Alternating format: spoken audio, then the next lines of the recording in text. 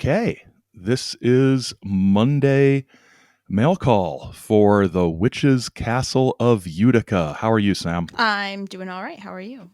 I am not bad. Not bad. We're in Got some. I don't know. I was going to say, we're in a winter weather advisory today. Are you really? Yes. Ice, rain, freezing rain, and snow. I don't know if we are. You're not. Boy, I hope. Okay, good. Good. And see, this is why we have studio facilities distributed throughout the Midwest, everybody, because you don't want all of the people in one facility in case the winter freezing rain advisory hits. And that is a sort of Midwest sort of colloquialism that I found very interesting. The shift to saying ice rain when I moved to Michigan. I've never heard ice rain. Really? No, that is not a thing. I hear ice rain. Freezing rain. That's what I always grew up I've with. never ever heard I've lived here my whole life, and you are the first person I've ever heard say ice rain. It might just be my in-laws then. Must be. Maybe. I don't know. Ice rain. It's localized to particular neighborhoods in certain counties. Freezing rain, ice rain. Never ever heard that. Or was it when I was down south in like southern Indiana, they called it ice rain? I can't remember. That feels like something, like having lived in Kentucky, that feels like something they would say there. Yeah. But I don't know that for sure. All I know is there are regional variations for weather terms like grapple. Yeah. Which apparently well, that's not a regional thing. That is an actual like meteorological term. If you've never heard of ice rain, I can claim to have never heard of grapple. So. Well, that's fine. You don't have to have heard of grapple. The grapple thing, folks, was on a live video we did on Facebook. Yes. Where we were walking around the cemetery in the midst of a grappling. I guess we're being grappled. I don't know. I guess that's what you call it. I don't know. I'm not sure what the verbal a precipitation event.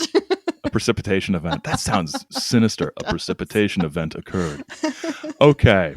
2 show comments. There was a comment, another comment on our Edmund Fitzgerald video we did. And they asked that we do more shipwreck and industrial disaster shows in the future, which and some other comments that would work really well if we did another shipwreck and industrial disaster show in the future. So I think it's safe to say that's on our list of topics that are definitely possible ones. I think that if it fits into the legendary category.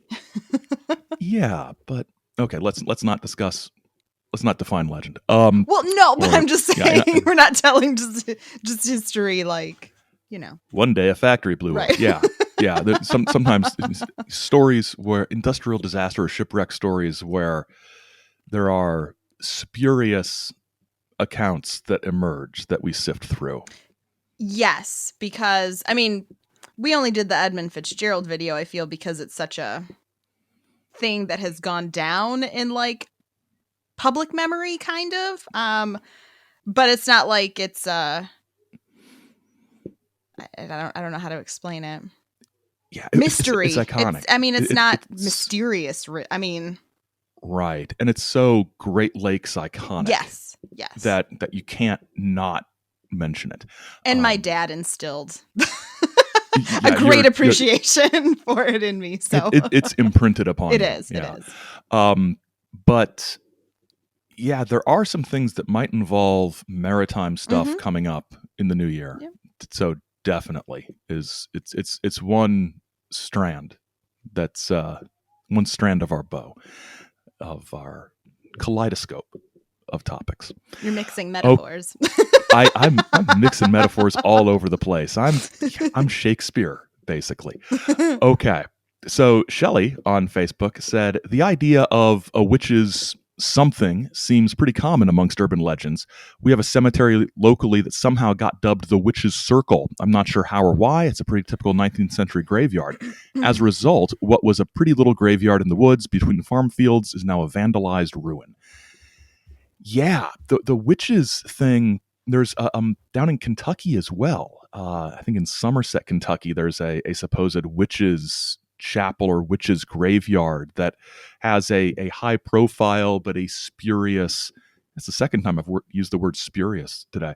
A spurious history. I think it's definitely one of those things, kind of like some of the urban legends we talked about in our Halloween episode Well, of the and body hanging. there's the Ada witch here in Michigan, which is another witch associated with a cemetery, and there's also a witch legend that relates to a ghost town that we may or may not cover in the future, so I'm not going to get into that. But I think when people can't explain things, they go to magic, and also women are great scapegoats for things. So Oh yeah, witches are absolutely. scapegoats, and it's like, this place is creepy, and there's no ghost or what. It's like, it's a witch, right? Like, it is absolutely burn a the witch. witch. Yeah, and there's also cases of women being accused of actual witchcraft Mhm. that persist into the 20th century, which I've Yeah. is on my radar for a possible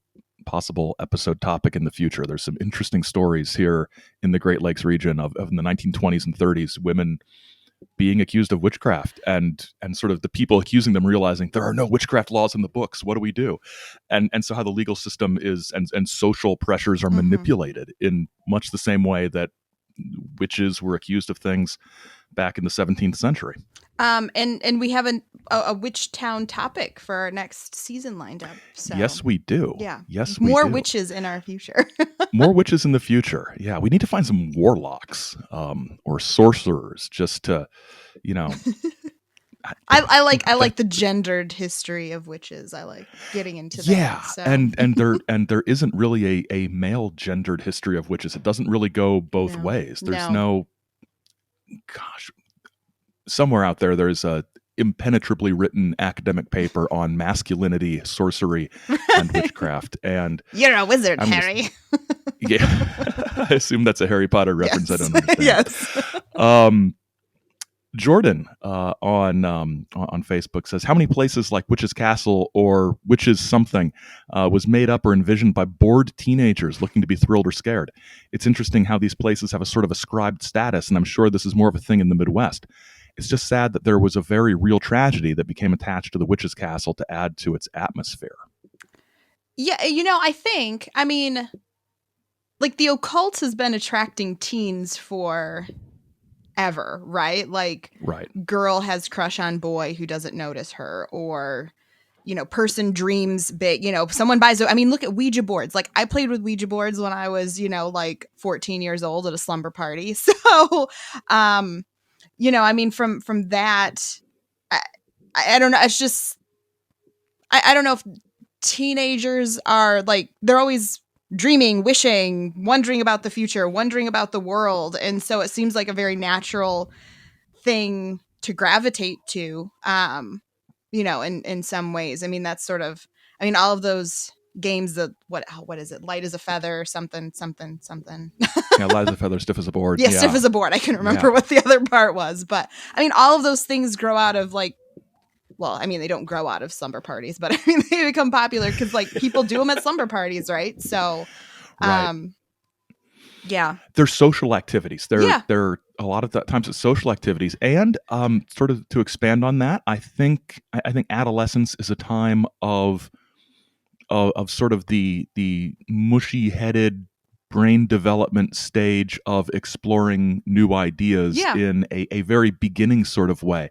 And the number of, at least when I was a kid, and probably even more so,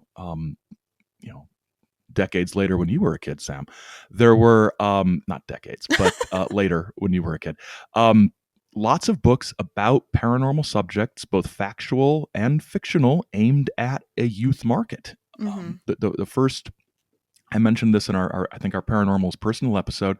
The first book about ghosts I ever read was The World's Most Famous Books by Daniel Cohen. And I got it from, well, I think my friend Andy got it from, the Scholastic book order form, right? So, I had Goosebumps and Scary Stories to Tell in the Dark and, all of those things as a kid. Yeah. And some people like read some and then gravitate away from it. And some people like me move on to books written for adults about those topics when their reading level gets to that point. And it's a thing where a lot of people get into it as young people who a lot of people who stick with it sort of lifetime as an Mhm. interest get into it as Mhm. young people.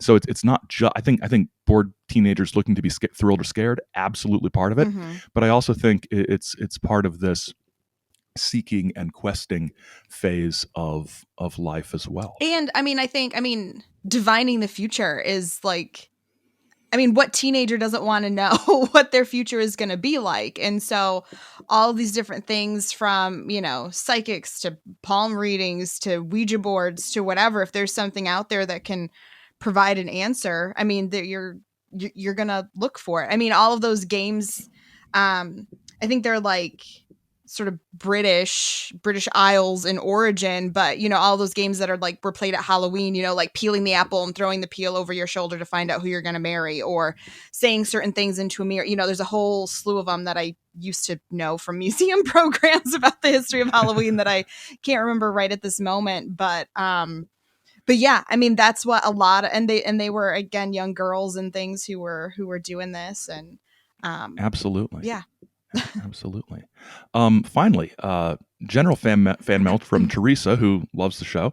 Thank you. Mentioned my love of, and I talk about this on my other show, The Saucer Life, a lot too. I love citations. I love footnotes. I think they're few and far between in the paranormal. And on the Witches Castle episode, I think that's one thing that we ran into a lot is not just a lack of citations, a lack of even mentioning Right. the what the source of a story might be. So I thought it would be good to sort of just mention a little bit why historians like citations. I think a lot of times we see it as, it's sort of seen as like, well, proof that you got the story from somewhere. But I think there are other reasons to cite work, other uses for citations. Yeah, I mean, first, I mean, in what I do in public history, there are a few sources on the family that I don't want to say work for, but I mean the family I study, interpret, whatever. Um, and when I go back to them, then there's no citation, or there's no um even just a sense of where the information came from, like, it's just hard to check it to see if it was in fact true, or if it's something that someone heard from somebody from somebody from somebody that has made it to print. But then we can also go back through. I mean, if a book was written in the 60s about the subject, we can then go back to it and look at it with new eyes and see what new kinds of interpretations, or if other sources have now been found, you can marry that with these new sources, and maybe the story even changes, because people always joke that history doesn't change, but history does change, because we are constantly finding and giving the first read through. I mean, I have a whole archive that is full of family letters, and I have not read them all. I've been there almost 5 years and I have not read them all. And so there are probably things in there that have never been read before. And so when we get to it, I mean, there could be something that changes the way we look at, one of these people or what they did in a completely new light. And so we need to go back. We need to be able to go back and, yeah, I mean, like I said, check it or reinterpret it, or, mix it up with the new stuff, and get a more Yeah. nuanced perspective, I guess. Yes, a more nuanced perspective, finding the footnotes and citations that previous people have used, and sort of, like you said, being able to go back further and further, finding new sources. And when we talk about folklore and old stories, I mean, there's ways to cite those things as well. I think the best example of that Teresa mentions are Joshua Cutchin's books, that many of which involve fairy lore. There are sources for fairy lore stories. You don't just have to say there's an old Celtic tale about such and such. You can say there's an old Celtic tale that this Evans Wentz guy collected back in the early 20th century and wrote about in this book, and he talks about where he learned these things from which person in which village.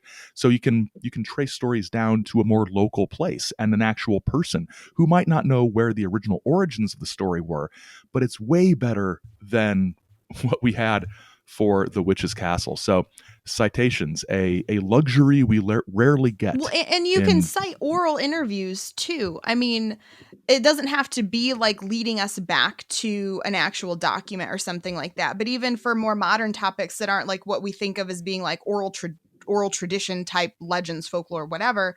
But you should still cite the the person, when you did the interview, who you did the interview with, that kind of thing, because the person who you're talking to could have a certain perspective on an event. And, we're all people, we're all fallible. So, having that allows you to know, like, oh, well, what was this person bringing to the table when they told you this piece of information that you then wrote down in a book? It doesn't mean it's wrong necessarily. Right. It just means that we can get a more complete picture of how the story was assembled. And being cynical, we can sort of have a better idea that the author isn't just making something up. Oh, completely. Completely. That fits their narrative. Mm-hmm. Okay, so that's the mailbag for mail call for this week. Mailbox, mail collection device for this week. So, Sam, any last words? Wow, that sounds grim. Any final comments? No, we're getting ready for our final episode of the season, so it's going to be a fun one. So make sure you check that out. A week from the day you can listen to this. It'll be a nice sort of fun holiday festive kind of show. So I'm excited to get it recorded and get it out to you guys.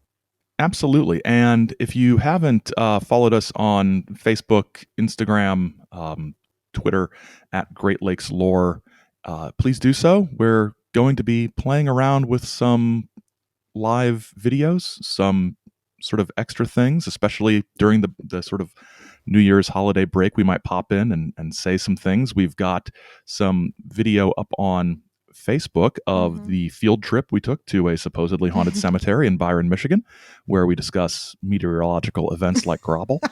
And I think I'm going to be able to grab that and edit it and throw that up on YouTube as well. Fun. So and when I have time. If you like what you hear, please be sure to rate and review us on Apple Podcasts. That's always helpful for our placement, ratings, all of that good kind of stuff. So yes, if you could be so kind. Yes, absolutely. A Christmas and we thank present you to us. Yes, and we thank those who have done so far. We really appreciate it. And we love hearing any kind of feedback. So Aaron didn't choose to share that somebody wrote in and said how much they enjoy me. So okay. I'm kidding. Yeah, okay. That I'm sorry. No, I'm totally joking. Okay. Not joking that somebody did say that. Happen. So that did happen.